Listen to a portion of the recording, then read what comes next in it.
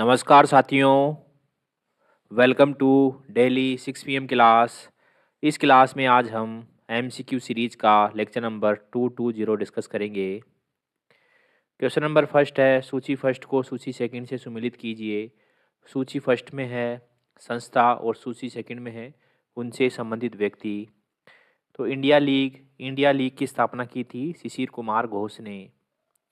Indian society की स्थापना की थी आनंद मोहन बोस ने। भारतीय राष्ट्रीय उदार संघ या इंडियन नेशनल लिबरल फेडरेशन, इसकी स्थापना की थी सुरेंद्र नाथ बनर्जी ने। और यूनाइटेड इंडिया पेट्रियाटिक एसोसिएशन, इसकी स्थापना की थी सर सैयद अहमद खान ने।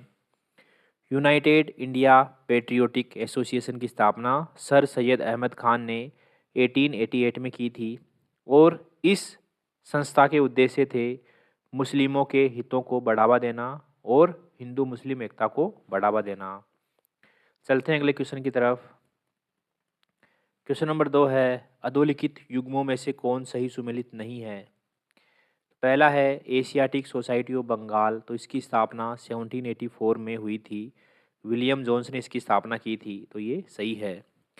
दूसरा है एशियाटिक सोसाइटी ऑफ बॉम्बे, तो इसकी स्थापना 1804 में हुई थी और इसकी स्थापना की थी सर जेम्स मैकिन्टोश, तो ये भी सही है।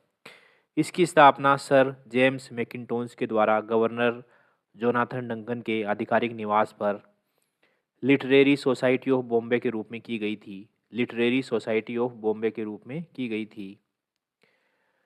Royal Asiatic society of great Britain and Ireland, royal Asiatic society of great Britain and Ireland, तो इसकी स्थापना 1823 में हुई थी।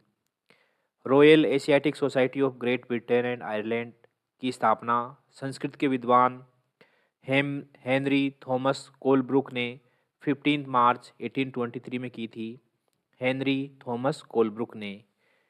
लैंड होल्डर सोसाइटी की स्थापना 1838 में द्वारकानाथ टैगोर के द्वारा की गई थी। 1838 में द्वारकानाथ टैगोर, तो ये गलत है, तो इसलिए डी ऑप्शन हमारा आंसर हो गया।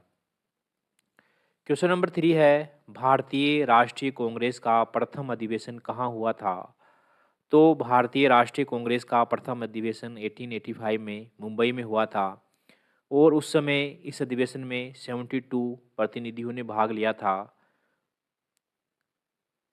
ठीक है। और इसकी स्थापना का श्रेय जाता है एओ ह्यूम को, और उस समय वायसराय थे लॉर्ड डफरिन। और इस अधिवेशन की अध्यक्षता की थी डब्ल्यू.सी. बनर्जी ने। और जो एओ ह्यूम है उनको महासचिव बनाया गया था 1885 में। जो इंडियन नेशनल कांग्रेस है उसके प्रथम मुस्लिम अध्यक्ष थे बहरुद्दीन तैयब जी, और ये कांग्रेस के बम्बई अधिवेशन 1887 में अध्यक्ष बने थे। क्वेश्चन नंबर 4 है, निम्नलिखित में से कौन एक भारतीय राष्ट्रीय कांग्रेस से कभी संबद्ध नहीं रहे। तो फिरोज शाह मेहता 1890 के कलकत्ता अधिवेशन में कांग्रेस के अध्यक्ष बने। हकीम अजमल खां, तो ये कांग्रेस के 1921 के अहमदाबाद अधिवेशन में अध्यक्ष बने। ये कार्यवाहक अध्यक्ष थे। जो इसके अध्यक्ष थे, जो वास्तविक अध्यक्ष थे CR दास, वे उस समय जेल में थे, इसलिए इनको अध्यक्ष बनाया गया था, कार्यवाहक अध्यक्ष। खान अब्दुल गफ्फार खान, तो ये कांग्रेस से सविनय अवज्ञा आंदोलन के दौरान कांग्रेस से जुड़े हुए थे, लेकिन सर सैयद अहमद खान कभी भी कांग्रेस से जुड़े हुए नहीं थे। क्वेश्चन नंबर 5 है, निम्नलिखित कथनों पर विचार कीजिए। पहला है, भारतीय राष्ट्रीय कांग्रेस की प्रथम महिला अध्यक्ष सरोजिनी नायडू थी। ये गलत है। भारतीय राष्ट्रीय कांग्रेस की प्रथम भारतीय महिला अध्यक्ष सरोजिनी नायडू थी, जो कि 1925 के कानपुर अधिवेशन में अध्यक्ष बनी। लेकिन भारतीय राष्ट्रीय कांग्रेस की पहली महिला अध्यक्ष थी एनी बेसेंट, जो कि 1917 के कोलकाता अधिवेशन में अध्यक्ष बनी।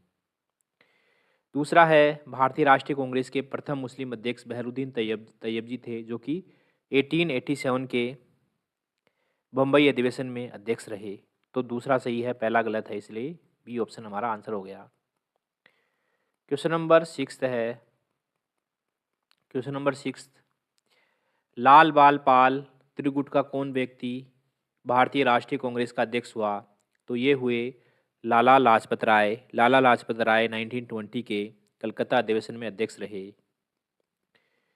क्वेश्चन नंबर 7 है, भारतीय राष्ट्रीय कांग्रेस ने अधोलिखित में से किस अधिवेशन में समाजवादी पद्धति का लक्ष्य अपनाया? तो ये अपनाया कांग्रेस ने 1955 के अवाड़ी अधिवेशन में समाजवादी पद्धति को अपना लक्ष्य बनाया। अवाड़ी अधिवेशन में 1955 में समाजवादी पद्धति को अपना लक्ष्य बनाया।